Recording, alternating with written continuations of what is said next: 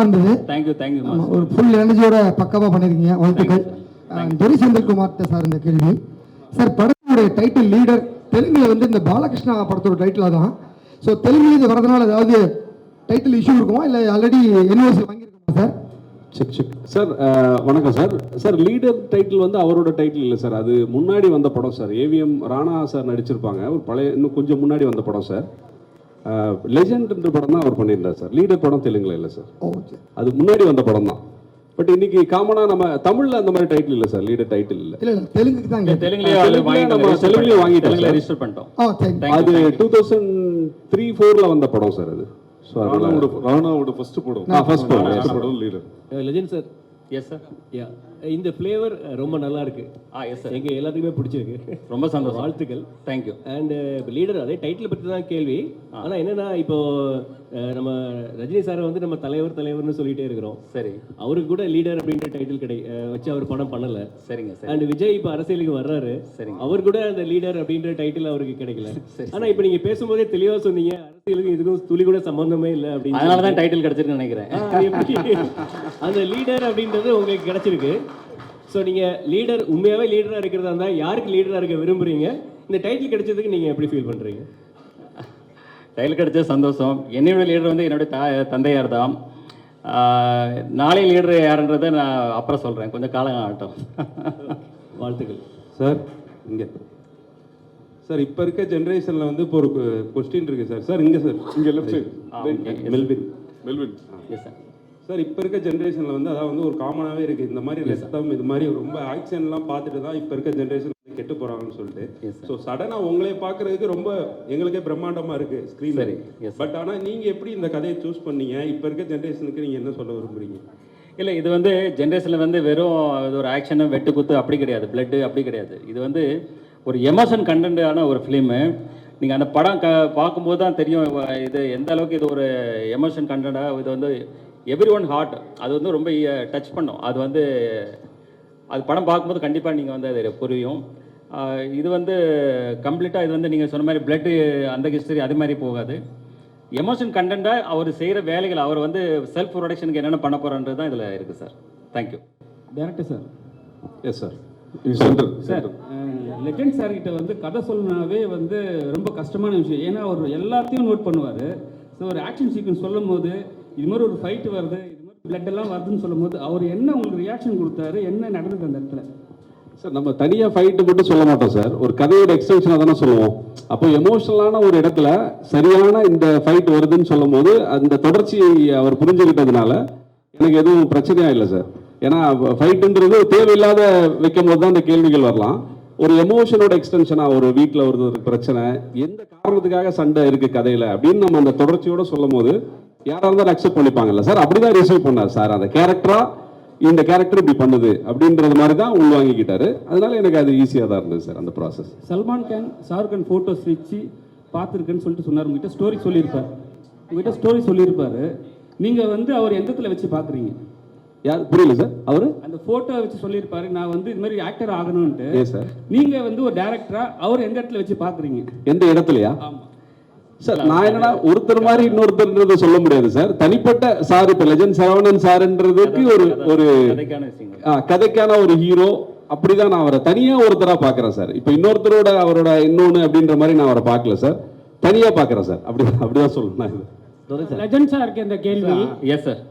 Legend படத்துல clean ஷேவோட நடிச்சிங்க. ஆமா, தாடி மீசையோட ஒரு கெட்டப்பு. தனிப்பட்ட முறையில் கேட்டால் அந்த கெட்டப்போட இது வந்து சூப்பராக இருக்கு. தேங்க்யூ. உங்களுக்கு எந்த கெட்டப் பிடித்தமானதாக இருக்கு? இல்லை, ஆக்சுவலி நான் வந்து அதை வந்து ஒரு வேற ஒரு ஃப்ளேவரில் அதை கொடுக்கணும்னு நினச்சேன். அது சம்திங் அதில் வந்து சில டெக்னிக்கல் இஷ்யூ இருந்தது. இப்போ இது வந்து எல்லாருக்கும் பிடிச்சிருக்குறாங்க. ஸோ இது வந்து சார் நீங்களே சொல்லுங்கள், வலைப்பேச்சில் நீங்களே சொன்னீங்க கொஞ்சம் தாடி மீசை வச்சா நல்லா இருக்குன்னு சொன்னீங்க. வச்சுட்டேன், அவ்வளோதான், கொடுங்க. Legend sir. Yes sir. Legend ஒரு நிமிஷம் பாலா. ஆக்சுவலாக இந்த இது வந்து கொஞ்ச நாளுக்கு முன்னாடி பரபரப்பாக இருந்தது, ஜனநாயகன். ஸோ அதுலேயும் விஜய் சாரும் குழந்தையும் தான் வரும். இதுலேயும் குழந்தையும் நீங்களும் தான் காட்டியிருக்காங்க, ஹீரோயினை காட்டவே இல்லை. ஸோ ஜனநாயகன் வைக்கிறதுக்கு பதில் லீடர்னு வச்சுருக்காங்களா நேமு? ஏன்ட்ட கேட்குறீங்களா? ரெண்டுமே சேர்த்து தான். இல்லை அது வேற ஸ்டோரி சார், இது கம்ப்ளீட்டாக வேற ஸ்டோரி. அதனுடைய ஸ்டோரி டோட்டலாக அது நானும் கேள்விப்பட்டேன். அதனுடைய ஸ்டோரியிலேருந்து டோட்டலாக வேற. இது ஒரு வருஷத்துக்கு முன்னாடி நடந்த ப்ராசஸ் சார். இந்த டைட்டில் இல்லாமல் இப்போதான் உங்களுக்கு தெரியும் ஜனநாயகன்னு, எங்களுக்கு இப்போ தான் தெரியும். நாங்கள் லீடர்ன்றது ஒரு 1.5 வருஷத்துக்கு முன்னாடியே ப்ராசஸ் பண்ணி வச்சுட்டோம் சார். அவங்க என்ன கதை பண்ணுறாங்கன்னு எங்களுக்கு தெரியாது. ஸோ அதனால இது ஒரு டிஃபரெண்டான படம் சார். இது வந்து டோட்டலாக இதோட ஜெர்னி வேற சார். இது வந்து new fresh. Yes sir. Sir அவரு விஜய் சார் வந்து அரசியலுக்கு போயிட்டாரு, அஜித் சார் சினிமா விட்டு ரேசிங்க்கு வந்துட்டாரு, அவரும் சில படம் நம்புறாரு. அந்த கேப்ல இப்போ வந்து எல்லாருமே லெஜெண்ட் வந்திருக்காருன்னு சொல்லிட்டு இருக்காங்க. இதை எப்படி பாக்குறீங்க? இல்லை, நாங்கள் அதான் சொன்ன மாதிரி எதுலையுமே ஒரு முழு முயற்சியோடு இறங்குவேன்.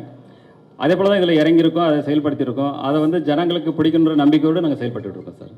பரத் லெஜெண்ட் சார், நீங்கள் சார் இங்கே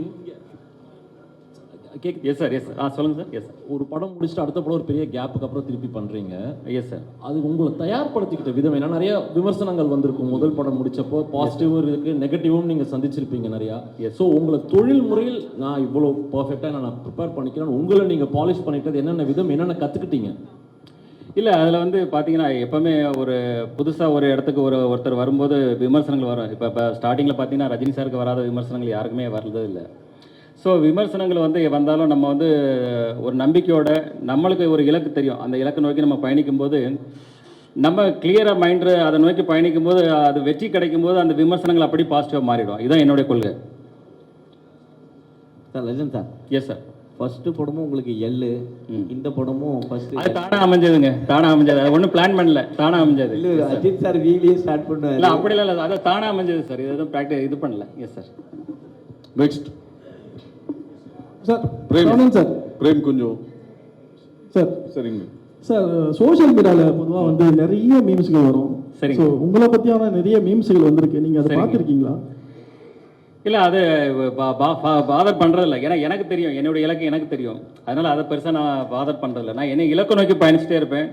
ஸோ அந்த இலக்கை அடையும் போது ஆட்டோமேட்டிக்காக அது வந்து அப்போ புரியும். அது வந்து நான் என்ன நினைக்கிறேன், நான் என்ன செஞ்சேன்றது எனக்கு புரியும். That's all. அவங்களுக்கு என்ன சொல்ல விரும்புறீங்க நீங்கள், இந்த மீம்ஸ் கிரியேட்டர்களுக்கு என்ன சொல்ல விரும்புறீங்க? இல்லை, இன்னைக்கு வந்து அது ஒரு காமனான ஒரு இதாக இருக்குது. எல்லாருமே அதை செய்கிறாங்க. இன்னைக்கு வந்து அது தவிர்க்கவே முடியாது. இன்றைக்கி வந்து எல்லாரையும் விமர்சனத்துக்குள்ளாராங்க. அதாவது மிகப்பெரிய தலைவர்கள்லேருந்து கடவுள்லேருந்து எல்லாரையும் விமர்சனம் பண்ணுறாங்க. அதை நம்ம பெருசுப்படுத்தி பார்க்கணும் அவசியம் கிடையாது. நம்ம என்ன செய்கிறோன்றது தான் ரொம்ப முக்கியம் சார்.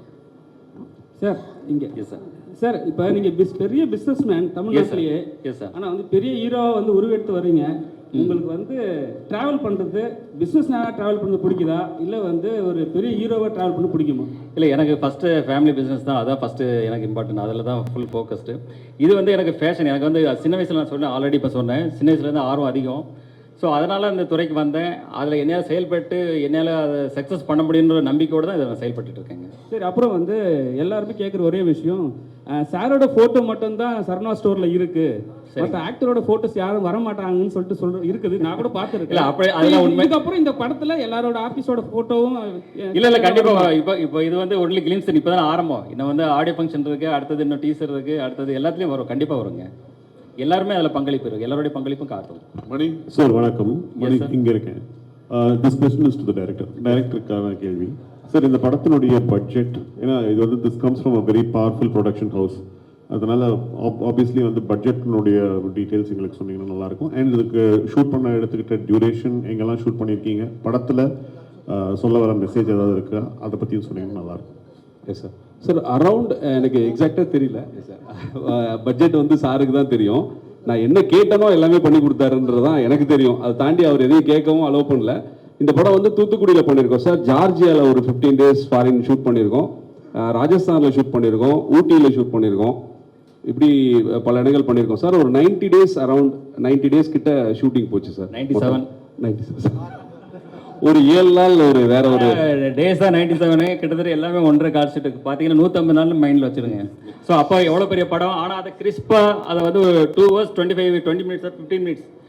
அப்போ அந்த அளவுக்கு அதை கிறிஸ்பாக எப்படி கொண்டு வந்திருக்காருன்னு பாருங்க. அப்போ அதனுடைய அந்த அளவுக்கு அவர் வந்து மெனக்கெட்டுருக்காரு. சார் 3 பேருக்கும் சார் இங்கே சார் ஜிப்ரான் சார் ஃபர்ஸ்ட்டு, இந்த படத்தில் நீங்கள் சந்தித்த டிஃபிகல்ட்டிஸ் எதனா இருக்கா? செக் டிஃபிகல்ட்டிஸ் மியூசிக்கெலாம் எனக்கு நிறையா சேலஞ்சஸ் இருந்துச்சு. என்னென்னா படம் என்னதான் பார்த்தீங்கன்னா ஒரு சார் அப்போது சொன்ன மாதிரி ஒரு ஃபேமிலிக்குள்ளே ஒரு அப்பாக்கும் குழந்தைக்குமா ஆரம்பிக்கும், தென் அது வந்து ரொம்ப பெருசாகிக்கிட்டே இருக்கும். பட் மியூசிக்கல்லி ஃபஸ்ட் பாயிண்ட்லேருந்து லாஸ்ட் பாயிண்ட் வரைக்கும் எல்லாமே கனெக்டடாக இருக்கும். ஸ்க்ரீன் பிளே வந்து I mean hats off to the director. So emotional கண்டென்ட்டும் இருக்கும். அதே இமோஷனல் கண்டென்ட் ஒரு லார்ஜர் ஸ்கேலில் இப்போது ஒரு ஆக்ஷன் சீக்வன்ஸ்லையோ, ஸோ அந்த டிரான்ஸ்ஃபர்மேஷன் மியூசிக்கல்லி பண்ணுங்கிறது எனக்கு மியூசிக்கல்லி கொஞ்சம் சேலஞ்சிங்காக இருந்த ஒரு விஷயம். அண்ட் அப்புறம் இன்னொரு விஷயம், வேறு டேரக்டரோட பிகாஸ் அவரோட ரொம்ப கிளாரிட்டியாக இருந்தார். இது வேணும், எனக்கு இந்த ஆப்ஷன்ஸ் போகிறது, இது இப்படி இருக்கலாம், இல்லை எனக்கு கொஞ்சம் டைம் கொடுங்க, நான் ஃபஸ்ட்டு ஒன்று ஓகே பண்ணிட்டு செகண்ட் ஒன்று ஓகே பண்ணுறது, இன்னும் அந்த மாதிரி எனக்கு கன்ஃபியூஷன்ஸ் இல்லை. ஸோ அதனால எனக்கு இது எனக்கு ரொம்ப ஹெல்ப்ஃபுல்லாக இருந்துச்சு இந்த பாட்டு நான் சொல்லுவேன். சரவணன் சார், உங்களுக்கு சார். Yes sir. சார் உங்களுக்கு இந்த படத்துக்கான டிஃபிகல்ட்டிஸ் எதனா இருக்கா? இல்லை, எனக்கு டிஃபிகல்ட்டுன்னு பார்த்தீங்கன்னா நம்ம விடிவி கணேஷ் சார் தான். ஏன்னா அவர் கூட நடிக்கிறதுன்றது எனக்கு அதான் மிகப்பெரிய சவாலாக இருந்தது இந்த படத்தில். ஆனால் சார் வந்து என்ன பண்ணிட்டாரு, படத்தோடைய மூடு மாறிடுன்னு சொல்லி நிறைய சென்சார் போட்டு எல்லாத்தையும் தூக்கிட்டாரு நிறைய விஷயங்களை. ஸோ எனக்கு ரொம்ப கஷ்டமாக இருந்து நான் வேலை பார்த்தது நம்ம விடிவி கணேஷ் சார் தான். அவர் தான் தேங்க்ஸ் சொல்லணும். சார் நீங்களும் சொல்லுங்கள் சார், உங்களுக்கான டிஃபிகல்ட்ஸ் இந்த படத்தில் என்னென்ன? இல்லை சார், எனக்கு அப்படி எதுவும் இல்லை சார். நான் ஒவ்வொரு என்ன சொல்கிறது, நம்ம ஒரு சீனை ஒவ்வொரு நாளும் எப்படி எடுக்க போகிறோன்ற ஒரு இதோட தான் ட்ரீமோட தான் ஒவ்வொரு டைரக்டரும் செட்டுக்கு போவோம். அது கரெக்டாக முடிஞ்சுதான்றதை ஈவினிங் டபுள் செக் பண்ணுவோம். அப்படி தான் நான் இந்த ப்ராசஸை பார்த்தேன், அப்படி தான் இதுக்குள்ளே இருந்தேன். எனக்கு தனியாக அப்படி எதுவும் கஷ்டமாக எதுவும் தெரியல சார் இந்த படத்தில். இன்னும் சொல்ல போனால் எனக்கு சில படங்களில் நம்ம ப்ரொடியூசரை சில விஷயங்கள் கன்வின்ஸ் பண்ண வேண்டியிருக்கும். இந்த படத்தில் நான் என்ன நினைக்கிறேனோ அது எல்லாத்தையும் பண்ண முடிஞ்சதுனால எனக்கு கொஞ்சம் ஈஸியாக தான் இருந்தது இந்த படம் பண்ணுறது, மற்ற என்னோட படங்களை விட. அப்படி தான் நான் சொல்லணும் சார். முடிச்சுட்டு வரட்டும். அதாவது சொல்லுங்க. சினிமா சார்ந்த விழாக்களுக்கு வந்து சினிமா சார்ந்த பிரபலம் வச்சு தான் அப்படியே சொன்ன டீச்சர் எல்லாம் வெளியிடுவாங்க. சரி, ஆனால் நீங்கள் விக்ரமராஜா சார் வச்சு பண்ணியிருக்கீங்க, அதுக்கு காரணம் என்ன? இல்லை, அவர் என்னுடைய நண்பர், நீண்டகால நண்பர். அதாவது இன்னைக்கு இந்த வியாபாரத்துறையில் என்னுடைய துறையிலே அவர் இருக்கிறாரு, அதை சார்ந்த மக்கள் அவர் கூட இருக்காங்க. ஸோ அந்த நட்பு ரீதியாக நான் வந்து அவரை என் கூட இணைச்சிக்கிட்டேன். அந்த நட்பு இன்னைக்கு இல்லை, இன்னைக்கு ரொம்ப சிறு வயசுலேருந்தே இருக்குது. இந்த நட்பு எங்கே தொடரும், இது வந்து அதுக்கு எல்லையே கிடையாது. சார் ஃபஸ்ட்டு வந்து லெஜண்ட் சரவணா பேர் இருந்தது சார். அப்போ வந்து லெஜண்ட் சார்னு கூப்பிட்டுருந்தாங்க. இப்போ லீடர் சரவணான்னு போடுவாங்க சார் நேமு, இல்லை வந்து கண்டினியூவாக லெஜண்ட் சரவணா தான் வரும்? படத்தோடைய பேர் தான் இல்லை லீடர், என்னுடைய பேர் லெஜண்ட் சரவணன் தான் சார். ஏன்னா ஆக்சுவலி சரவணன் தான் இருந்தது. அப்புறம் அந்த கடை பேர் வரும்போது லெஜெண்டுன்னு வரும்போது நிறைய சரவணன் இருந்ததால லெஜெண்ட் சரவணன் அதை கொஞ்சம் மாற்றிக்கிட்டோம், அவ்வளோதான். That's all. Legend sir, director stunt அதிகமாக பண்ணிருக்கிறதா சொன்னாங்க. ஸ்டண்ட் பார்க்கும்போது கிளிம்ஸ்லேயே காமிச்சிங்க. ஆமாம், இதுக்காக டைரக்டர் ஏதாவது ப்ராக்டிஸ் அனுப்புனாரா? ஏன்னா இப்போ சமீபத்தில் ஆன் ஸ்பாட் பண்ணுறது எல்லாமே ஆன் ஸ்பாட் தான், இறங்கி அடிக்கிறது தான். ஆமாம்மா, அது சொல்லுவார் அவர் இதில் சொல்லுவார் தலைவர் யார் சன் மாஸ்டர் சொல்லுவார், அன்னைக்கு ஆடியோ ஃபங்க்ஷனில் சொல்லுவார். சார் இயக்குனர் சார். Yes sir. இந்த சைடு சார். எங்கே சார்? இங்கே சார். சொல்லுங்கள். கருடன் வந்து மிகப்பெரிய வெற்றி உங்களுக்கு. இப்போ வந்து லீடர் பண்ணியிருக்கீங்க. தமிழக மக்களுக்கு இந்த படம் வந்து என்ன மாதிரி தாக்கத்தை ஏற்படுத்தும் சார்? சார், மக்களுக்கு தாக்கத்தை பெரிய கேள்வியாக இருக்குது சார். இது அந்த அளவுக்குலாம் இல்லை சார். ஒரு திரைப்படமாக அவங்களுக்கு ஒரு என்டர்டெயின்மெண்ட்டும் ஒரு டேக் அவே பாயிண்ட்டும் நம்ம சின்னதாக ஒன்று பண்ணிட்டாலே ஒரு பெரிய அச்சீவ்மெண்ட் தான் சார் இன்றைக்கி இருக்கிற தமிழ் சினிமா சூழலில். ஏன்னா இது பிஸ்னஸும் சேர்ந்தது இல்லை சார் ஒரு திரைப்படம்ன்றது.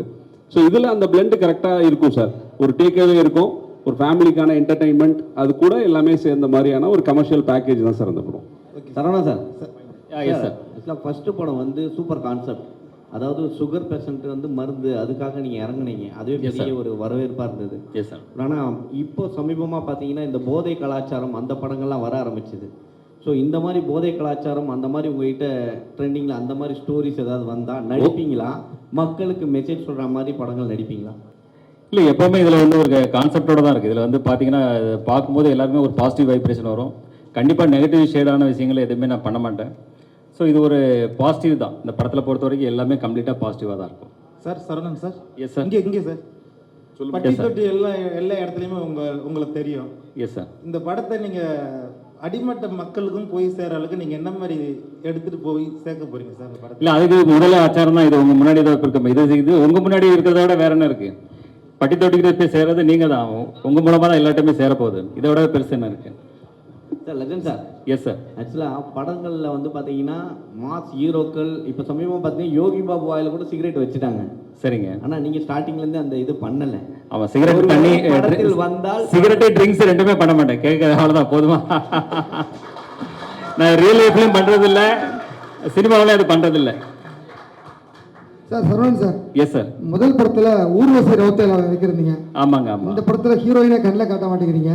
இல்லை ஆல்ரெடி நான் தான் சொல்கிறேன் மேடம், பாயல் ராஜபத்னு சொல்லிட்டு ஆடியோ ஃபங்க்ஷனில் எல்லாருமே கலந்துக்குவாங்க, எல்லா ஆர்டிஸ்டும் கலந்துக்குவாங்க. நெக்ஸ்ட் சார் வணக்கம். வணக்கம். வணக்கம் சார். பாலமுருகன் சாணக்கியால இருந்து. Yes sir. சார் துரை செந்தில்குமார் சாரோட கதை பண்ணணும்னு எதன் அடிப்படையில் இந்த இயக்குனர்கிட்ட படம் பண்ணணும்னு நீங்கள் முடிவு? இல்லை நான் வந்து மிகப்பெரிய டைரக்டர்ஸ் 2-3 பேர்கிட்ட பேசிகிட்டு இருந்தேன். அது வந்து எனக்கு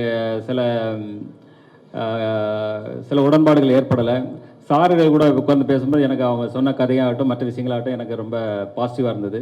ஸோ அதனால் அவர் கூட இணைந்து இதை பணியாற்றும் போது தான் தெரிஞ்சது இந்த அளவுக்கு பிரமாதமாக இவர் பண்ணிட்டு இருக்காரு, ரொம்ப நல்லா இருக்குன்னு சொல்லிட்டு உடனே இப்போ பாதி படம் போயிட்டு இருக்கும்போது அடுத்த படம் பண்ணணும்னு சார்னு சொல்லிட்டு இப்போ படம் முடிகிறதுக்கு முன்னாடி அட்வான்ஸ் கொடுத்து அவருக்கு அக்ரிமெண்ட்டும் போட்டாச்சு அடுத்த படத்துக்கு.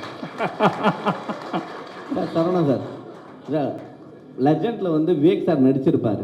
எஸ். அவரு லைவ் ஆடியோ தான் போட்டிருப்பீங்க. இப்போ லைவ் ஆடியோ தான் அதில் போட்டிருப்பீங்க. ஸோ அது கொஞ்சம் ரஷ்ஷாக அதை கொஞ்சம் சவுண்டு ஏற்றி தான் பண்ணியிருப்பீங்க. இப்போ ஏஐ அந்த மாதிரிலாம் வந்துருச்சு. ஆமாம். அந்த வாய்ஸை மாற்றிட்டு ஏஐ ஏதாவது வைக்கிறதுக்கான வாய்ப்பு இருக்குமா விவேக் சாருக்கு? இல்லை அது ஏதாவது ரீரிலீஸ் இருந்தால் அதை யோசிக்கலாங்க, அந்த டைம் பார்க்கலாங்க. Yes sir. Okay okay. Thank you.